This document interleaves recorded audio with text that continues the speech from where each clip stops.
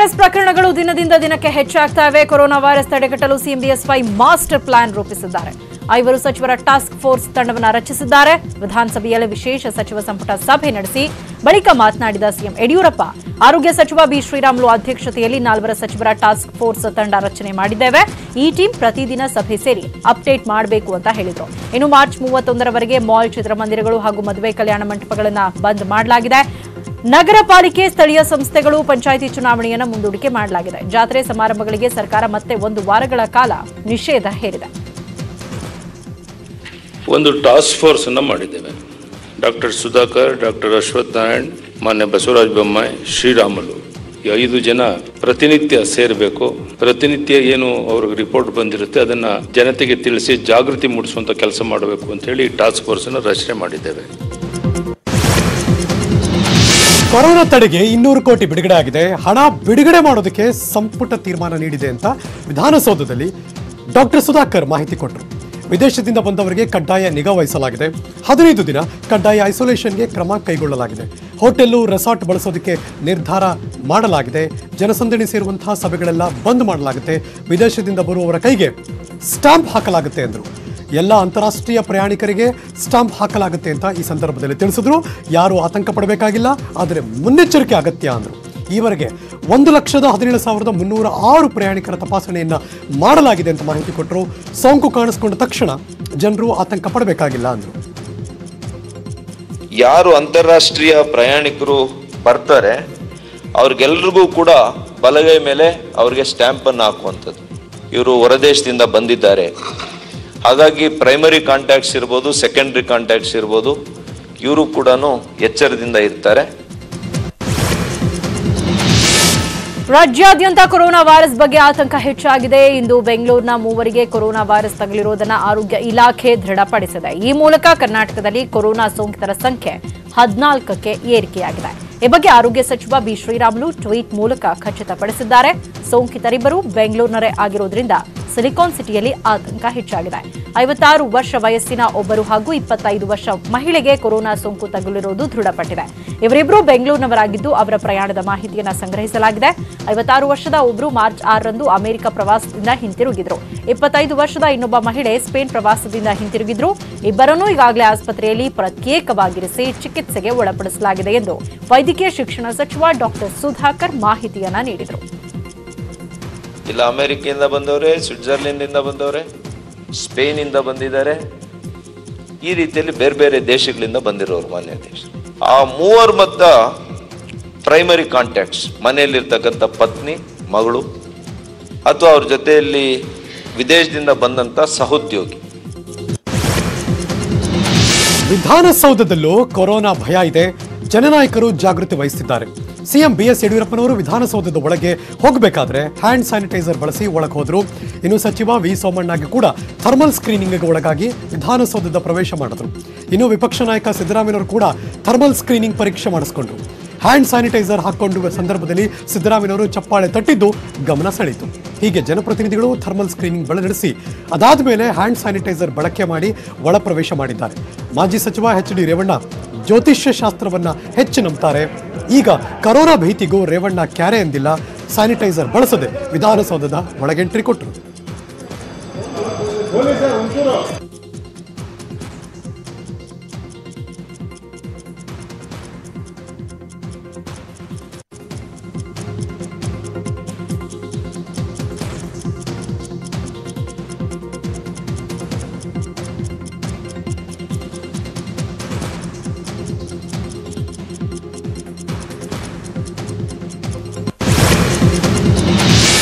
ರಾಜ್ಯದಲ್ಲಿ ಕೊರೋನಾ ಕಾಟ ಹೆಚ್ಚಾಗಿದೆ. ಲ್ಯಾಬ್ಗಳಿಲ್ಲದೆ ಸಂಕಟ ಪಡುವಂತಾಗಿದೆ. ಈ ಬಗ್ಗೆ ವೈದ್ಯಕೀಯ ಶಿಕ್ಷಣ ಸಚಿವ ಡಾಕ್ಟರ್ ಸುಧಾಕರ್ ನ್ಯೂಸ್ 18 ಜೊತೆ ಮಾತನಾಡಿದ್ದು, ವಿಶ್ವದಲ್ಲಿ 2 ಗಂಟೆಯಲ್ಲಿ ಯಾವುದೇ ಪರೀಕ್ಷೆ ಸಾಧ್ಯ ಇಲ್ಲ.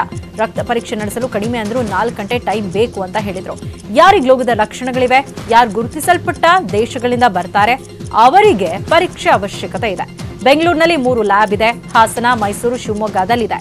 ಈಗ ಬಳ್ಳಾರಿ, ಕಲಬುರಗಿಯಲ್ಲಿ ಲ್ಯಾಬ್ ಪ್ರಾರಂಭಿಸುತ್ತೇವೆ. ನಮ್ಮಲ್ಲಿ ತಂತ್ರಜ್ಞರಿದ್ದಾರೆ. ಲ್ಯಾಬ್ ಮಾಡಲು ಟೆಂಡರ್ ಕರೀಬೇಕಾಗಿಲ್ಲ, ನೇರವಾಗಿ ಆರ್ಡರ್ ಕೊಡಲಾಗುವುದು. ವಿಶ್ವದಲ್ಲೇ ರಾಜ್ಯ ಸರ್ಕಾರ ತೆಗೆದುಕೊಂಡಿರುವ ಕ್ರಮಗಳಿಗೆ ಶ್ಲಾಘನೆ ಇದೆ ಅಂತ ಹೇಳಿದರು. ಇಡೀ ವಿಶ್ವದಲ್ಲಿ 2 ಗಂಟೆಯಲ್ಲಿ ಯಾವ ರಿಸಲ್ಟ್ ಕೊಡೋಕ್ಕಾಗಲ್ಲ.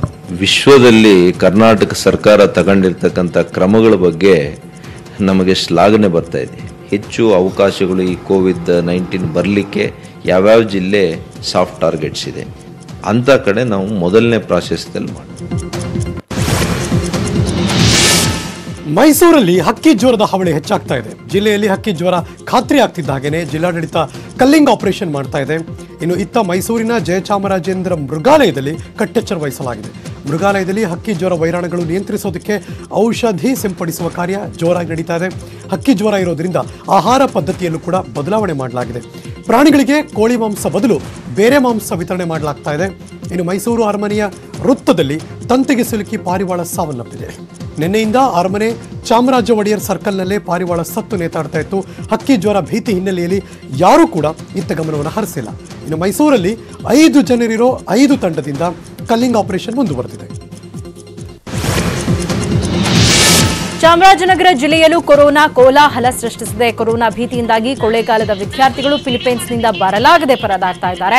ಕೊಳ್ಳೇಗಾಲದ ರಶ್ಮಿ ಹಾಗೂ ಬೆಂಗಳೂರಿನ ಸಹನಾ ಫಿಲಿಪೈನ್ಸ್ನಲ್ಲಿ ಸಿಲುಕೊಂಡು ಒದ್ದಾಡ್ತಾ ಇದ್ದಾರೆ. ಫಿಲಿಪೈನ್ಸ್ ದೇಶದಲ್ಲಿ ಕಳೆದ 2 ವರ್ಷಗಳಿಂದ ವಿದ್ಯಾರ್ಥಿನಿಯರು ಮೆಡಿಸಿನ್ ತರಬೇತಿಯನ್ನು ಪಡಿತಾ ಇದ್ದಾರೆ. ಆದರೆ ಕೊರೋನಾ ಹಿಮ್ಮಾರಿಯಿಂದ ಭಾರತಕ್ಕೆ ವಾಪಸ್ ಬರದಂತಾಗಿದೆ. ಫಿಲಿಪೈನ್ಸ್ನಲ್ಲಿ 190ಕ್ಕೂ ಹೆಚ್ಚು ಕೊರೋನಾ ಸೋಂಕಿತರಿದ್ದಾರೆ. 14ಕ್ಕೂ ಹೆಚ್ಚು ಜನರು ಕೊರೋನಾಗೆ ಬಲಿಯಾಗಿದ್ದಾರೆ. ಹೀಗಾಗಿ ಫಿಲಿಪೈನ್ಸ್ ಸರ್ಕಾರ 2 ತಿಂಗಳ ಕಾಲ ವಿಪತ್ತು ಘೋಷಣೆ ಮಾಡಿದೆ. ನಮ್ಮನ್ನ ಮನೆಯಲ್ಲೇ ಕೂಡ ಹಾಕಿದ್ದಾರೆ, ನಮ್ಮ ದೇಶಕ್ಕೆ ಹೋಗಲು ಬಿಡ್ತಾ ಇಲ್ಲ ಅಂತ ವಿದ್ಯಾರ್ಥಿನಿಯರು ಅಳಲು ತೋಡ್ಕೊಂಡಿದ್ದಾರೆ. ಅಲ್ಲದೆ ನಾವೆಲ್ಲ ಭಾರತಕ್ಕೆ ಬರಲು ಟಿಕೆಟ್ ಬುಕ್ ಮಾಡಿದ್ವಿ, ಆದ್ರೆ ಭಾರತ ಸರ್ಕಾರ ಏಕಾಏಕಿ ವಿಮಾನ ಟಿಕೆಟ್ ರದ್ದುಗೊಳಿಸಿದೆ. ದಯಮಾಡಿ ನಮ್ಮನ್ನ ಭಾರತಕ್ಕೆ ಕರೆಸಿಕೊಳ್ಳಿ ಅಂತ ವಿದ್ಯಾರ್ಥಿಗಳು ಅಳಲು ತೋಡ್ಕೊಂಡಿದ್ದಾರೆ. ಕೊರೋನಾ ವೈರಸ್ಗೆ ತತ್ತರಿಸಿದ ಇಟಲಿಯ ರೋಮ್ ನಗರದಲ್ಲಿ ಸಿಕ್ಕಾಕೊಂಡಿದ್ದ ಅರಣ್ಯ ಸಚಿವ ಆನಂದ್ ಸಿಂಗ್ ಅವರ ಮಗಳು ಭಾರತಕ್ಕೆ ಆಗಮಿಸಿದ್ದಾರೆ. ನಿನ್ನೆ ರಾತ್ರಿನೇ ಬಾಂಬೆ ವಿಮಾನ ನಿಲ್ದಾಣಕ್ಕೆ ಆಗಮಿಸಿದ ಆನಂದ್ ಸಿಂಗ್ ಅವರ ಮಗಳು ವೈಷ್ಣವಿ ಇನ್ನು ಬೆಂಗಳೂರಿಗೆ ಬಂದ ಬಗ್ಗೆ ಮಾಹಿತಿ ಇನ್ನೂ ಸಿಕ್ಕಿಲ್ಲ. ಆದರೆ ಬಾಂಬೆಗೆ ಬಂದ ವಿಚಾರವನ್ನು ಮಾತ್ರ ಸಚಿವ ಆನಂದ್ ಸಿಂಗ್ ಆಪ್ತರು ಖಚಿತಪಡಿಸ್ತಾ ಇದ್ದಾರೆ. ಕರ್ನಾಟಕದ 150 ಮಂದಿ ಸೇರಿದಂತೆ ಭಾರತದ 445 ಜನ ಇಟಲಿಯಲ್ಲಿ ಸಿಕ್ಕಾಕೊಂಡಿದ್ರು. ಕೊರೋನಾ ಪರೀಕ್ಷೆಯ ನೆಗೆಟಿವ್ ಸರ್ಟಿಫಿಕೇಟ್ ಪಡೆಯದ ಯಾರನ್ನೂ ಕೂಡ ಏರ್ ಇಂಡಿಯಾದವರು ವಿಮಾನ ಹತ್ತಿಸ್ಕೊಂಡಿರಲಿಲ್ಲ. ಈ ಪೈಕಿ ವೈಷ್ಣವಿ ಕೂಡ ಒಬ್ಬರಾಗಿದ್ರು. ಹಾಗಾಗಿ ಸಚಿವ ಆನಂದ್ ಸಿಂಗ್ ಈ ಬಗ್ಗೆ ತಮ್ಮ ಅಸಹಾಯಕತೆಯನ್ನು ಕೂಡ ತೋಡ್ಕೊಂಡಿದ್ರು. ಮಹಾಮಾರಿ ಕೊರೋನಾ ವೈರಸ್ ತಡೆಯಲು ಕೆಲವು ದಿನಗಳು ಅಂಗಡಿ ಮುಂಗಟ್ಟು ತೆರೆಯದಂತೆ ರಾಮನಗರ ಜಿಲ್ಲಾಡಳಿತ ವ್ಯಾಪಾರಿಗಳಿಗೆ ನೋಟಿಸ್ ಅನ್ನು ಕೊಟ್ಟಿದೆ. ಸಂಜೆ ವೇಳೆ ಮಾರಾಟ ಮಾಡುವ ಪಾನಿಪುರಿ, ಚುರುಮುರಿ ಅಂಗಡಿಗಳ ಮೇಲೆ ವಿಶೇಷ ನಿಗಾ ಇಡಲಾಗಿದೆ. ಬೀದಿ ಬದಿಯಲ್ಲಿ ವ್ಯಾಪಾರ ಮಾಡುವವರಿಗೂ ಸೋಂಕು ಬಗ್ಗೆ ನಗರಸಭೆ ಅಧಿಕಾರಿಗಳು ಅರಿವನ್ನು ಮೂಡಿಸ್ತಾ ಇದ್ದಾರೆ. ಕಾನೂನು ಬಾಹಿರವಾಗಿ ವ್ಯಾಪಾರ ವಹಿವಾಟು ನಡೆಸಿದ್ರೆ ಕಾನೂನು ಕ್ರಮದ ಎಚ್ಚರಿಕೆಯನ್ನು ಕೊಟ್ಟಿದ್ದಾರೆ. ಆರ್ಪಿಸಿ ಸೆಕ್ಷನ್ 133ರ ಅಡಿಯಲ್ಲಿ ರಾಮನಗರ ಜಿಲ್ಲಾಧಿಕಾರಿ ಎಂಎಸ್ ಅರ್ಚನಾ ಈ ಆದೇಶವನ್ನು ಹೊರಡಿಸಿದ್ದಾರೆ. ಕೆಲವು ದಿನಗಳು ಅಂಗಡಿ ಮುಂಗಟ್ಟು ತೆರೆಯದಂತೆ ನಗರಸಭೆ ಅಧಿಕಾರಿಗಳು ನೋಟಿಸ್ ಕೊಟ್ಟಿರೋದ್ರಿಂದ ಅಂಗಡಿ ಮಾಲೀಕರು ಈಗಾಗಲೇ ಅಂಗಡಿಗಳನ್ನ ಮುಚ್ಚಿದ್ದಾರೆ. ಅಲ್ಲದೆ ನಗರಸಭೆಯವರು ಹೆಚ್ಚು ಜನರು ಓಡಾಡುವ ಜಾಗದಲ್ಲಿ ಔಷಧಿ ಸಿಂಪಡಣೆ ಮಾಡ್ತಾ ಇದ್ದಾರೆ. ಅಧಿಕಾರಿಗಳ ಕ್ರಮದಿಂದಾಗಿ ಸಾರ್ವಜನಿಕರು ನಿಟ್ಟುಸಿರು ಬಿಟ್ಟಿದ್ದು ಮೆಚ್ಚುಗೆ ವ್ಯಕ್ತಪಡಿಸಿದ್ದಾರೆ. ರಜೆಗಾಗಿ SBI ನೌಕರನೊಬ್ಬ ನನಗೆ ಕೊರೋನಾ ಬಂದಿದೆ ಅಂತ ನಾಟಕ ಮಾಡಿದ್ದಾನೆ. ಚಾಮರಾಜನಗರ ಜಿಲ್ಲೆ ಗುಂಡ್ಲುಪೇಟೆ ತಾಲೂಕಿನ SBI ನೌಕರ ಅನುರಾಗ್ ಅನ್ನೋರು ರಜೆ ಸಿಗದ ಕಾರಣ ನನಗೆ ಗಂಟಲು ನೋವು, ಶೀತ, ಜ್ವರ ಅಂತ ನಾಟಕ ಮಾಡಿಕೊಂಡು ಆಸ್ಪತ್ರೆಗೆ ದಾಖಲಾಗಿ ಬಂದಿದ್ದ. ಈತನ ಡ್ರಾಮಾ ತಿಳಿಯದೆ ವೈದ್ಯರು ತಪಾಸಣೆ ಮಾಡಿದ್ರು. ಕೊಠಡಿಯೊಂದರಲ್ಲಿ ತೀವ್ರ ನಿಗಾ ವಹಿಸಿದ್ರು. ಆದರೆ ವೈದ್ಯಕೀಯ ಪರೀಕ್ಷೆಯಲ್ಲಿ ಯಾವುದೇ ರೋಗ ಲಕ್ಷಣಗಳು ಕಂಡು ಬರಲಿಲ್ಲ. ಕೊನೆಗೆ ಈತನ ಡ್ರಾಮಾ ಗೊತ್ತಾಯಿತು. ರಜೆಗಾಗಿ ಅನುರಾಗ್ ನಾಟಕ ಆಡಿದ್ದಾನೆ ಅಂತ ಗುಂಡ್ಲುಪೇಟೆ ತಾಲೂಕು ವೈದ್ಯಾಧಿಕಾರಿ ಡಾಕ್ಟರ್ ಸೋಮಣ್ಣ ತಿಳಿಸಿದ್ರು. ತಜ್ಞ ವೈದ್ಯರಿಂದ ತಪಾಸಣೆ ಮಾಡಿಸಲಾಗಿದೆ. ಆತನಿಗೆ ಯಾವುದೇ ಅನಾರೋಗ್ಯ ಇಲ್ಲ ಅಂತ ಹೇಳಿಕೆ ಕೊಟ್ಟರು. ಲಂಡನ್ನಿಂದ ಬಂದ ಯುವತಿಗೆ ಕೊರೋನಾ ಸೋಂಕು ದೃಢಪಟ್ಟಿರುವುದರಿಂದ ಬೆಂಗಳೂರಿನ ವಿಕ್ಟೋರಿಯಾ ಆಸ್ಪತ್ರೆಯಲ್ಲಿ ಆತಂಕದ ವಾತಾವರಣ ನಿರ್ಮಾಣ ಆಗಿದೆ. ಸೋಂಕಿತ ಯುವತಿ ಕಳೆದ ಭಾನುವಾರ ವಿಕ್ಟೋರಿಯಾ ಆವರಣದಲ್ಲೇ ಸುತ್ತಾಡಿದ್ರು. ಮನೆಯಲ್ಲಿ ಇರಬೇಕಾದ ಸೋಂಕಿತ ಯುವತಿ ತನ್ನ ಸಂಬಂಧಿಯಾಗಿರೋ ಪ್ರೊಯೂರಾಲಜಿ ವೈದ್ಯರೊಂದಿಗೆ ವಿಕ್ಟೋರಿಯಾದ ನೆಪ್ರೊಯೂರಾಲಜಿಗೆ ಬಂದಿದ್ರು. ವೈದ್ಯರ ಜೊತೆ ಎಲ್ಲೆಡೆ ಸುತ್ತಾಡಿದ್ರು. ಆ ವೈದ್ಯರು ಕೂಡ ಆಸ್ಪತ್ರೆಯ ಮೀಟಿಂಗ್ನಲ್ಲಿ ಭಾಗವಹಿಸಿದ್ರು. ನೆಪ್ರೊಯೂರಾಲಜಿ ನಿರ್ದೇಶಕರು ಸೇರಿದಂತೆ 100 ಮಂದಿಯ ಜೊತೆ ತಿರುಗಾಡಿದ್ರು. ಯುವತಿಗೆ ಸೋಂಕು ಕಾಣಿಸಿಕೊಳ್ಳುತ್ತಲೇ ನಿರ್ದೇಶಕರು ಪರಾರಿಯಾಗಿದ್ದಾರೆ. ಇದೀಗ ವಿಕ್ಟೋರಿಯಾ ಆವರಣದಲ್ಲಿ ಯಾರಿಗೆ ಸೋಂಕು ತಗುಲಿದೆಯೋ ಅನ್ನೋ ಭೀತಿಯಲ್ಲಿ ಸಿಬ್ಬಂದಿ ಆತಂಕದಲ್ಲಿದ್ದಾರೆ. ಹಾಸನದಲ್ಲೂ ಹೆಮ್ಮಾರಿ ಕೊರೋನಾ ಜನರಲ್ಲಿ ಭಯ, ದಿಗಿಲು ಮುಟ್ಟಿಸಿದೆ. ಹೀಗಾಗಿ ಹಾಸನ ಜಿಲ್ಲಾದ್ಯಂತ ಕೊರೋನಾ ಮಾಸ್ಕ್ಗಳಿಗೆ ಭಾರಿ ಡಿಮ್ಯಾಂಡ್ ಬಂದಿದೆ. ಇದನ್ನೇ ಬಂಡವಾಳ ಮಾಡಿಕೊಂಡು ಮೆಡಿಕಲ್ ಶಾಪ್ನವರು ಹೆಚ್ಚು ಬೆಲೆಗೆ ಕೊರೋನಾ ಮಾಸ್ಕ್ಗಳನ್ನು ಮಾರಾಟ ಮಾಡ್ತಿದ್ದಾರೆ. ಜನರು ಅನಿವಾರ್ಯವಾಗಿ ದುಪ್ಪಟ್ಟು ಬೆಲೆ ಕೊಟ್ಟು ಮಾಸ್ಕ್ಗಳನ್ನು ಖರೀದಿ ಮಾಡ್ತಿದ್ದಾರೆ. ಇದನ್ನು ಜಿಲ್ಲೆಯಲ್ಲಿ ಮಾಸ್ಕ್ಗಳನ್ನು ದುಬಾರಿ ಬೆಲೆಗೆ ಮಾರ್ತಿದ್ದಾರೆ ಅಂತ ದೂರು ಬಂದ ಹಿನ್ನೆಲೆಯಲ್ಲಿ ಆಹಾರ ಇಲಾಖೆ ಉಪನಿರ್ದೇಶಕಿ ಸವಿತಾ ನೇತೃತ್ವದಲ್ಲಿ ದಿಢೀರಂತ ದಾಳಿ ನಡೆಸಿದ್ರು. ಜಿಲ್ಲೆಯಾದ್ಯಂತ ಸುಮಾರು 60ಕ್ಕೂ ಹೆಚ್ಚು ಮೆಡಿಕಲ್ ಶಾಪ್ಗಳ ಮೇಲೆ ಅಧಿಕಾರಿಗಳು ದಾಳಿ ನಡೆಸಿದ್ರು.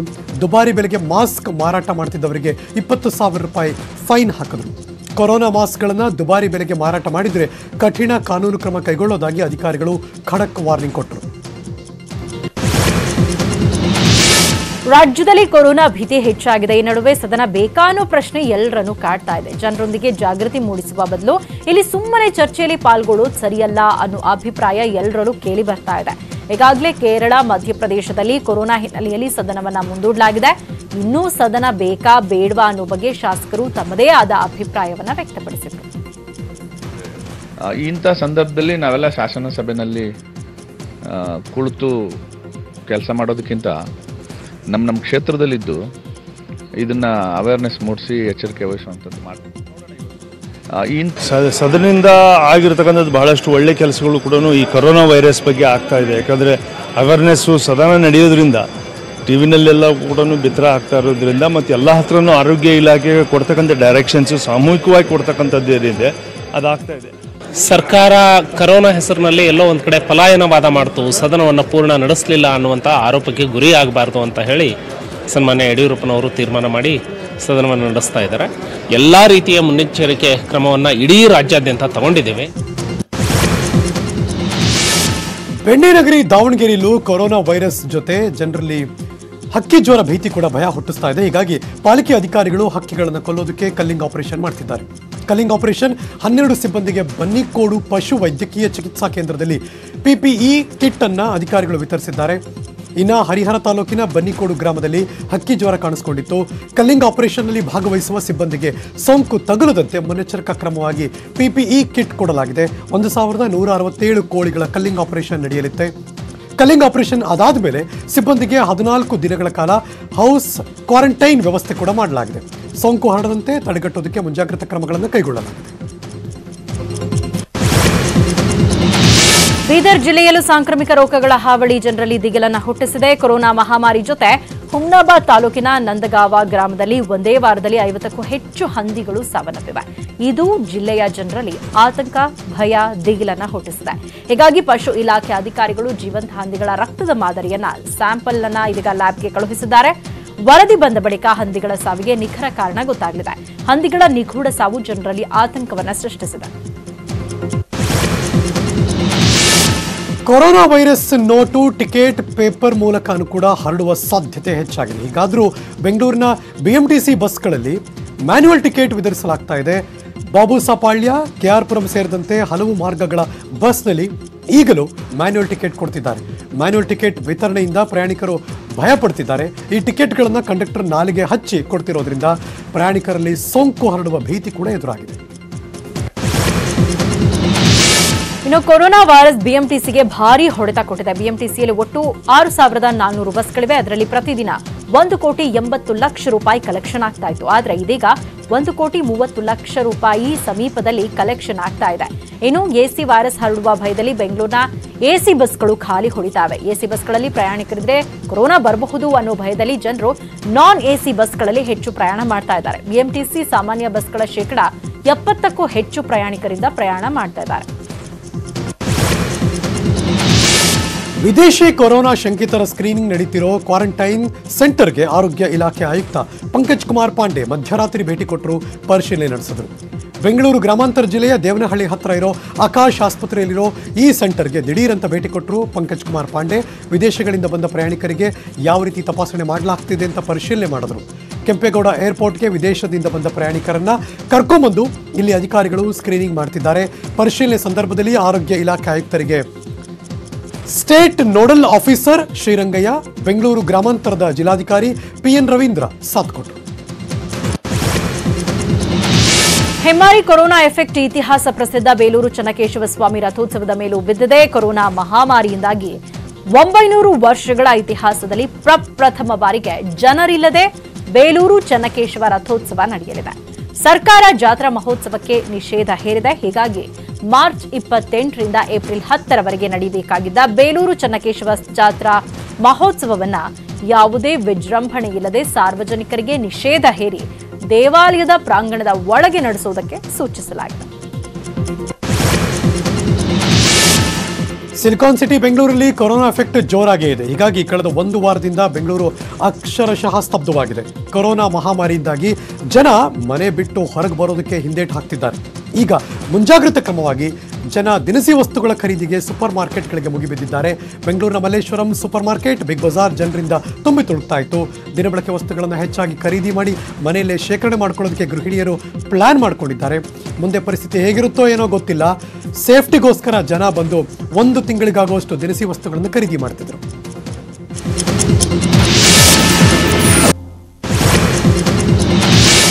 ದೇಶದಲ್ಲಿ ಕೊರೋನಾ ಸೋಂಕಿತರ ಸಂಖ್ಯೆ 152ಕ್ಕೆ ಏರಿಕೆಯಾಗಿದ್ದು, ಮುನ್ನೆಚ್ಚರಿಕಾ ಕ್ರಮವಾಗಿ 1500 ಜನರನ್ನ ಗೃಹ ಬಂಧನದಲ್ಲಿ ಇರಿಸಲಾಗಿದೆ. ಇಂದು ಒಂದೇ ದಿನ 10 ಹೊಸ ಕೊರೋನಾ ಪ್ರಕರಣ ಪತ್ತೆಯಾಗಿವೆ.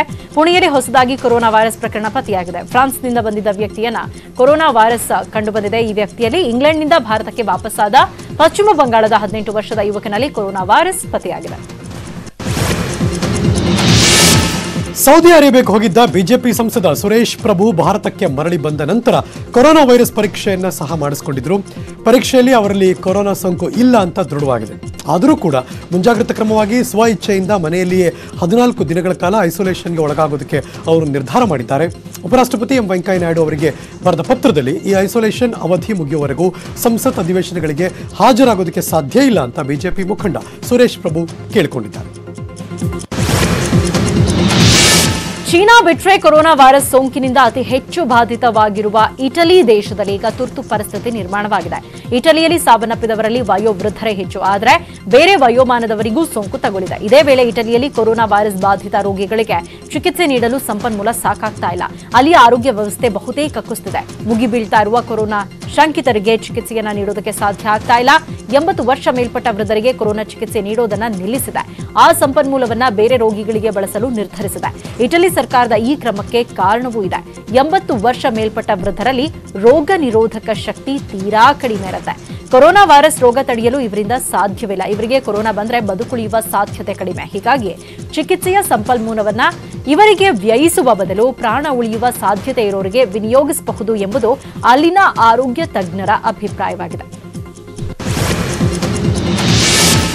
ಈ ಕೊರೋನಾ ಎಫೆಕ್ಟ್ ಮಾಜಿ ಮುಖ್ಯಮಂತ್ರಿ ಎಚ್ ಡಿ ಕುಮಾರಸ್ವಾಮಿ ಅವರ ಪುತ್ರ ನಿಖಿಲ್ ಮದುವೆಗೂ ಕೂಡ ತಟ್ಟಿದೆ. ಕೊರೋನಾ ಎಫೆಕ್ಟ್ನಿಂದಾಗಿ ನಿಖಿಲ್ ಮದುವೆಯನ್ನ ರಾಮನಗರದಿಂದ ಬೆಂಗಳೂರಿಗೆ ಶಿಫ್ಟ್ ಮಾಡುವ ಎಲ್ಲ ಸಾಧ್ಯತೆ ಇದೆ ಅನ್ನೋ ಮಾತುಗಳು ಕೇಳಿ ಬರ್ತಾ ಇದೆ. ಈಗಾಗಲೇ ನಿಖಿಲ್ ಮತ್ತು ರೇವತಿಯವರ ವಿವಾಹ ಮಹೋತ್ಸವಕ್ಕೆ ರಾಮನಗರ ಜಿಲ್ಲೆಯ ಚನ್ನಪಟ್ಟಣದಲ್ಲಿ ಬೃಹತ್ ಜಾಗದಲ್ಲಿ ಸಿದ್ಧತೆ ಕಾರ್ಯ ನಡೀತಾ ಇತ್ತು. ಆದರೆ ಮದುವೆ ಕಾರ್ಯಕ್ರಮವನ್ನು ಈಗ ಬೆಂಗಳೂರಿನ ಅರಮನೆ ಮೈದಾನಕ್ಕೆ ಸ್ಥಳಾಂತರ ಮಾಡುವ ಕುರಿತು ಚರ್ಚೆಗಳು ಕುಟುಂಬ ವಲಯದಲ್ಲಿ ನಡೀತಾ ಇದೆ ಅನ್ನೋ ಮಾತುಗಳಿದೆ. ಜನಸಂದಣಿ ದಟ್ಟಣೆಯಿಂದ ಕೊರೋನಾ ಸುಲಭವಾಗಿ ಹರಡುತ್ತೆ. ಹೀಗಾಗಿ ಈ ಸ್ಥಳ ಬದಲಾವಣೆ ಬಗ್ಗೆ ಗೌಡರ ಕುಟುಂಬದಲ್ಲಿ ಚರ್ಚೆ ನಡೀತಾ ಇದೆ ಅನ್ನೋ ಮಾತುಗಳು ಕೂಡ ಇದೆ. ನಿಖಿಲ್ ಕುಮಾರಸ್ವಾಮಿ ಮತ್ತು ರೇವತಿಯವರ ಮದುವೆ ಏಪ್ರಿಲ್ 17ನೇ ತಾರೀಕು ನಡೆಯುತ್ತೆ. ಈಗಾಗಲೇ ಎರಡೂ ಕುಟುಂಬದಲ್ಲೂ ಕೂಡ ಮದುವೆಗೆ ಸಿದ್ಧತೆಗಳು ಕೂಡ ಜೋರಾಗಿ ನಡೀತಾ ಇದೆ. ಪಶ್ಚಿಮ ಬಂಗಾಳ ರಾಜ್ಯದಲ್ಲಿ ಮೊದಲ ಕೊರೋನಾ ಪ್ರಕರಣ ದಾಖಲಾಗುವ ಮೂಲಕ ಭಾರತದಲ್ಲಿ ಕೊರೋನಾ ಸೋಂಕಿತರ ಸಂಖ್ಯೆ 152ಕ್ಕೆ ಏರಿಕೆಯಾಗಿದೆ. ಇಂಗ್ಲೆಂಡ್ನಿಂದ ಭಾರತಕ್ಕೆ ವಾಪಸ್ಸಾದಂತಹ ಪಶ್ಚಿಮ ಬಂಗಾಳದ 18 ವರ್ಷದ ಯುವಕನಲ್ಲಿ ಕೊರೋನಾ ವೈರಸ್ ಪತ್ತೆಯಾಗಿದೆ. ಪಶ್ಚಿಮ ಬಂಗಾಳದಲ್ಲಿ ಇದು ಮೊದಲ ಪ್ರಕರಣವಾಗಿದೆ. ಸೋಂಕಿತ ಯುವಕನನ್ನ ಆಸ್ಪತ್ರೆಯಲ್ಲಿ ಪ್ರತ್ಯೇಕ ಕೊಠಡಿಯಲ್ಲಿರಿಸಿ ಚಿಕಿತ್ಸೆಯನ್ನ ಕೊಡಲಾಗ್ತಾ ಇದೆ. ಯುವಕನ ರಕ್ತದ ಮಾದರಿ ಹಾಗೂ ಗಂಟಲಿನ ದ್ರವವನ್ನ ಸಂಗ್ರಹಿಸಿದ್ದ ವೈದ್ಯರು ಪರೀಕ್ಷೆ ನಡೆಸಿದಾಗ ಕೊರೋನಾ ಸೋಂಕು ತಗುಲಿರುವುದು ಖಚಿತವಾಗಿದೆ.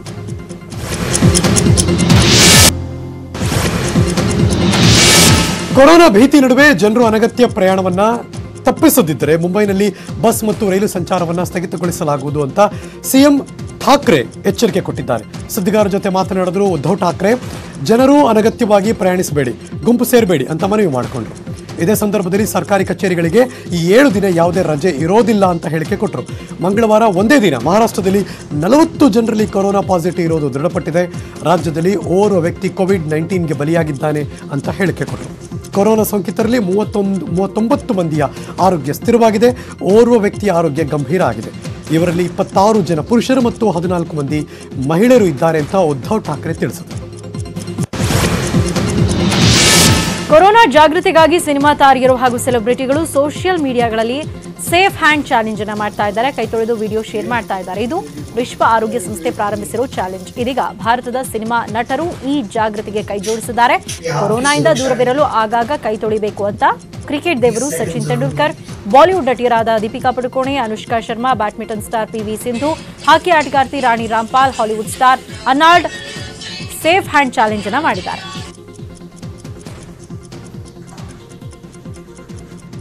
This is how you wash your hands. Then you put a little bit on it. No, just.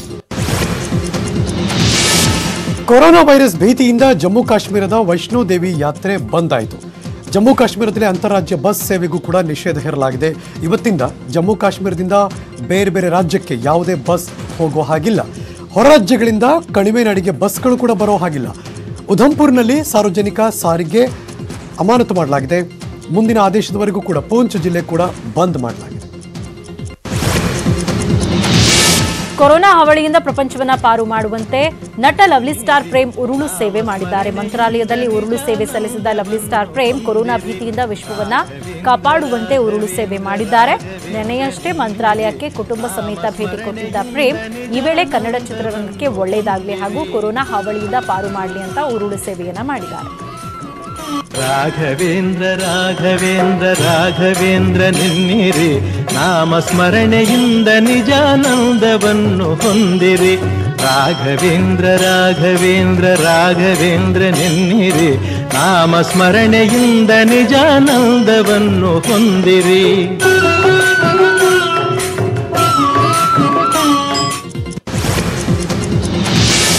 ಮೈಸೂರಲ್ಲಿ ಪಕ್ಷಿ ಜ್ವರ ಅಂದರೆ ಹಕ್ಕಿ ಜ್ವರ ಹಿನ್ನೆಲೆಯಲ್ಲಿ ಅದು ಪಕ್ಷಿಗಳು ಹರಡಬಾರದು ಅಂತ ಗಣಪತಿ ಆಶ್ರಮದಲ್ಲಿ ಮುಂಜಾಗ್ರತಾ ಕ್ರಮ ಕೂಡ ವಹಿಸಲಾಗಿದೆ. ಆಶ್ರಮದ ಶುಕವನದಲ್ಲಿರುವ ಸುಮಾರು 3,000 ಗಿಳಿಗಳಲ್ಲಿದೆ. ಹತ್ತತ್ರ 450 ಪ್ರಭೇದದ ಗಿಳಿಗಳು. ಸಂರಕ್ಷಿಸುವಂತಹ ಶುಕವನ ಸಿಬ್ಬಂದಿಗಳು ಹಾಗೂ ಸ್ವಾಮೀಜಿಗಳಿಗೆ ಹಕ್ಕಿ ಜ್ವರದಿಂದ ಭಯ ಕೂಡ ಉಂಟಾಗಿತ್ತು. ಸ್ವತಃ ಗಣಪತಿ ಸಚ್ಚಿದಾನಂದ ಸ್ವಾಮೀಜಿಗಳಿಂದಲೇ ಗಿಳಿಗಳ ಆರೈಕೆ ಮಾಡಲಾಗ್ತಾ ಇದೆ. ಆಶ್ರಮದ ಸುತ್ತ ಔಷಧಿ ಸಿಂಪಡಣೆ ಮಾಡಿ ಕಟ್ಟೆಚ್ಚರ ವಹಿಸಲಾಗಿದೆ. ಆಶ್ರಮಕ್ಕೆ ಹೊರಗಿನಿಂದ ಹಕ್ಕಿಗಳು ಸಂಪರ್ಕ ಮಾಡದಂತೆ ಬಲೆ ಕೂಡ ಹಾಕಿದ್ದಾರೆ. ಆಶ್ರಮದ ಸುತ್ತಮುತ್ತ ಕೋಳಿಗಳು, ಕೊಕ್ಕರೆಗಳು ಕೂಡ ಸುಳಿಯದಂತೆ ನೋಡಿಕೊಳ್ತಿದ್ದಾರೆ.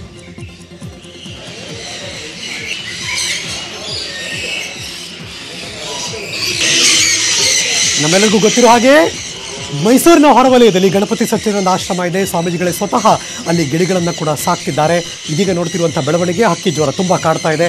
ಈಗಾಗಲೇ ಸಾವಿರ ಕೋಳಿಗಳನ್ನು, ಹಕ್ಕಿಗಳನ್ನು ಕಲ್ಲಿಂಗ್ ಆಪರೇಷನ್ ಮೂಲಕ ಕೊಲ್ತಿದ್ದಾರೆ. ಇದನ್ನು ಭಾಳ ತೀಕ್ಷ್ಣವಾಗಿ ಮತ್ತು ಸೀರಿಯಸ್ ಆಗಿ ತೆಗೆದುಕೊಂಡಿರುವಂತಹ ಸ್ವಾಮೀಜಿಗಳು ಮತ್ತು ಅಲ್ಲಿ ಸಿಬ್ಬಂದಿಗಳು ಕೂಡ ಎಲ್ಲ ಗಿಳಿಗಳನ್ನು ಕಾಪಾಡೋ ನಿಟ್ಟಿನಲ್ಲಿ ಯಾವುದೇ ಹಕ್ಕಿಗಳು ಒಳಗೆ ಬರಬಾರ್ದು, ಹಾಗಾಗಿ ಕಂಪ್ಲೀಟ್ ಬಲೆ ಹಾಕಿದ್ದಾರೆ ಮತ್ತು ವಿಶೇಷ ಆಹಾರ ಪದ್ಧತಿಯನ್ನು ಬದಲಾವಣೆ ಮಾಡಿದ್ದಾರೆ.